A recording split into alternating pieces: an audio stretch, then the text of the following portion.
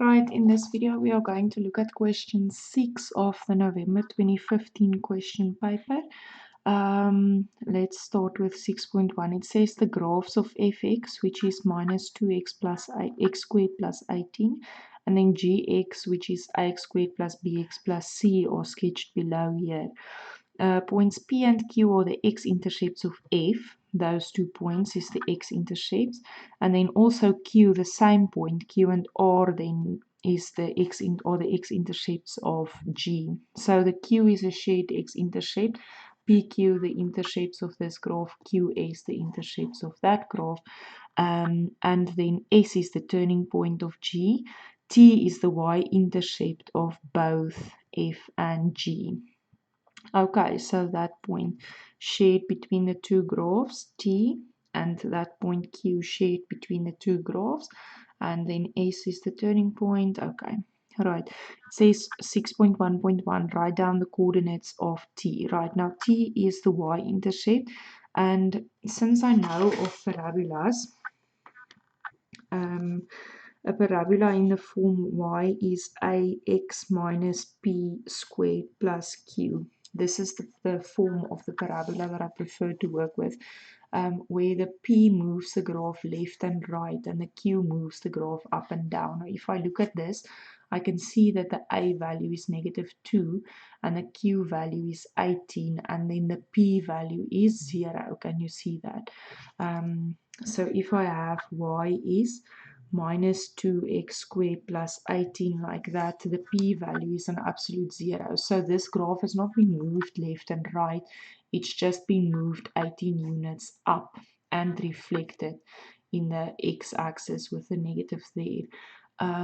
My turning point of just x squared will be on the point 0, 0, right? So that plus 18, moving it 18 units up, makes that the point 0, 18. 6.1.1. The point T is the point 0, 18. And I know that the turning point lies on the y-axis. Since the P is 0, the graph has not been moved left and right. If the graph has been moved left and right, that would have changed that, but this graph has only been moved up. 6.1.2, determine the coordinates of Q. Q is an x-intercept of this graph. To get x-intercepts, I typically make the y value 0 and then solve. So let's just divide by -2 first throughout, and then if I factorize this, difference of squares, I get that x is 3 or x is -3, and obviously the p value is going to be the point -3, and the q value, which what they want here, is going to be the point 3, 0. Okay, 6.1.3 says, given then that x is 4.5 units at S, so there at S I have 3, there I have 4.5, determine the coordinates of R. I don't actually need the equation or to do any math here really here. I can just work by symmetry. If this graph here, let me just quickly sketch this. If this point there is 4.5, and by the fact that I know that a parabola is symmetrical like that, and I know this is the point 3, I can see this distance is 1.5 from 3 to 4.5. The distance is 1.5 units. So this distance here should also be 1.5. Now from 4.5, 1.5 units further would be 6. So that's going to be 6, or 4.5 is the midpoint between 3 and 6. 3 plus 6, 9, divided by 2, 4.5. So just by using symmetry, I can see that R is the point 6, 0. Then 6.1.4 says determine the values of x for which the second derivative of g will be bigger than 0. Now also, this is differential calculus, which at this stage we have not done yet, but for the purposes of after we've done that, and you want to come back to this question, just for having it in this video as well, I'm just quickly going to mention what you must answer there, but don't stress too much about it now. All right, so the second derivative, the first derivative of, I'm looking at G, which is this graph here, right? The first derivative is the gradient. The derivative is the gradient of the tangent. So the gradient there is going to be negative because it's going down, and then 0, and then positive because the graph is going up. Right? The derivative of a parabola is typically a straight line, which is negative, 0, positive. And if I think of a straight line being negative below the x-axis, 0, and then positive above the x-axis, this is a straight line. This is the first derivative, right? And that's going to be at the point S.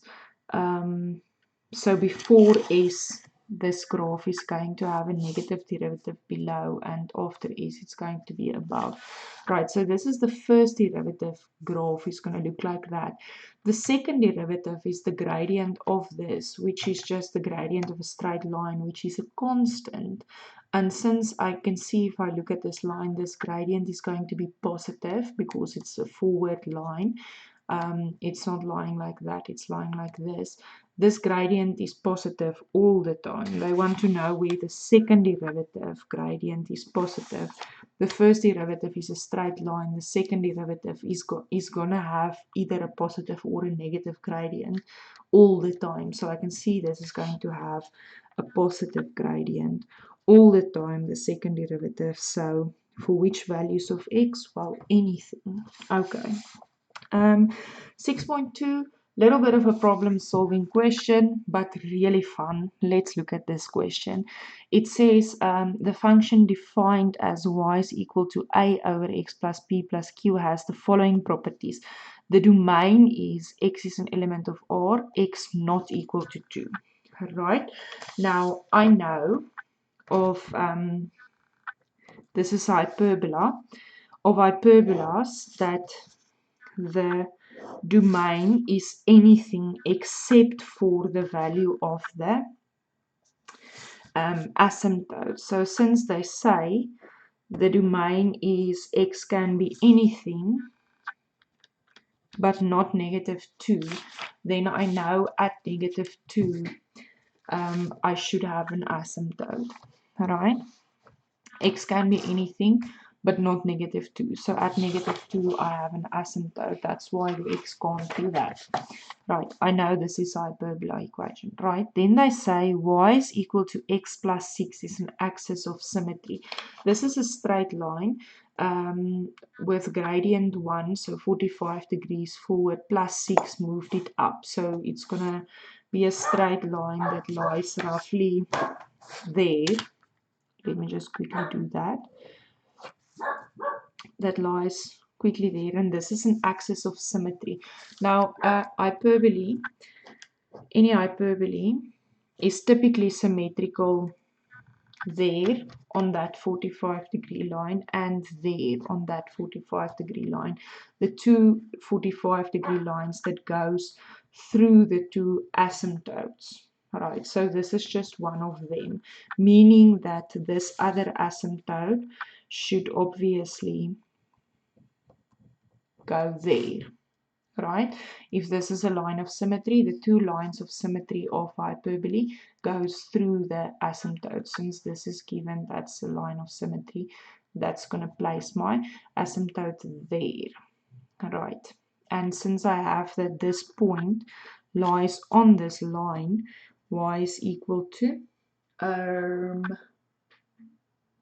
x plus 6, and I know the x at that point is negative 2, I can actually use this to calculate y's for the y value at that stage, which is the y value all the way on this line. So this asymptote is y is equal to 4. Great. All right. So I have that. And then they say the function is increasing for all x values. where x is an element of R, x not equal to 2. It's over the domain. The function is always increasing. Now, if you look at your typical hyperbole in quadrant 1 and 3, this function from left to right is going down and it's going down. So this function is decreasing. To make it increasing, I need to put it in the second and fourth quadrant. So if I go from left to right, it's increasing, going up, and increasing, going up. So this function is lying there. Right, there is the function so far.